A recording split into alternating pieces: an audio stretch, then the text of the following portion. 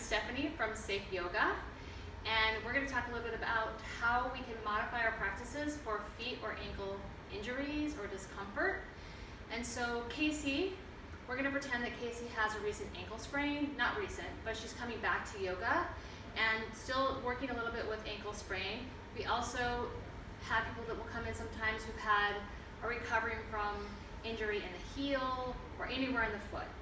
So if we have that happening, go ahead and come to a shorter stance warrior one.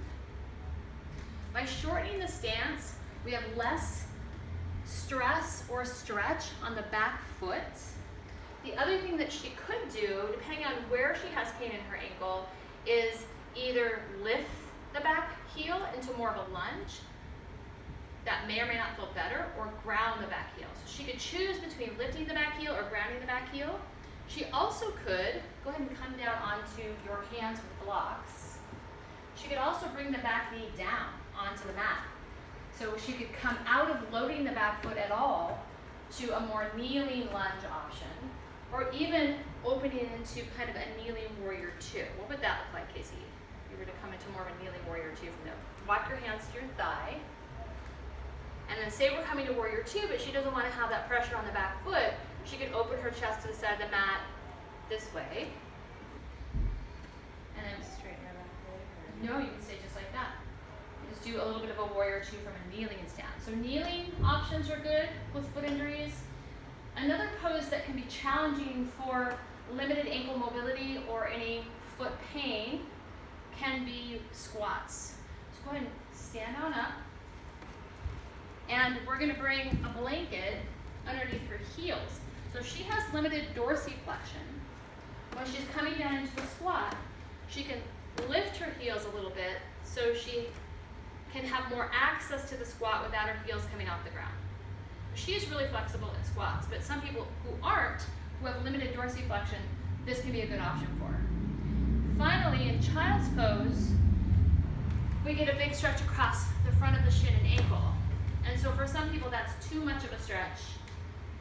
And a blanket underneath the ankles can be a good option. And if that's still too much, she could come out of child's pose a bit, maybe even bring blocks or a bolster underneath her seat. Let me go ahead and let's see. You might have to come up for a second to do this. There we go. Yeah. And to lift her hips a bit so there's less load or pressure on the front of her ankle. That doesn't allow you to, okay. Let's move the bolster forward a little bit. There we go. And then we can bring this leg underneath your ankles.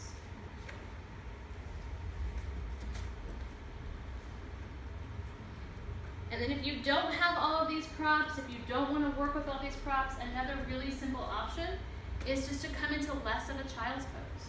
So maybe bringing your hips more forward. Let's take these out of the way for a moment. I'll scooch them out.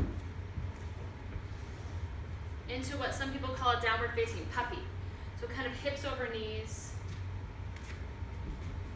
And then walking your hands forward a little bit. Sort of somewhere between down dog and child's pose. So less load or pressure on the ankles. So those are just a few examples of ways that you can modify a practice for ankle or feet injuries.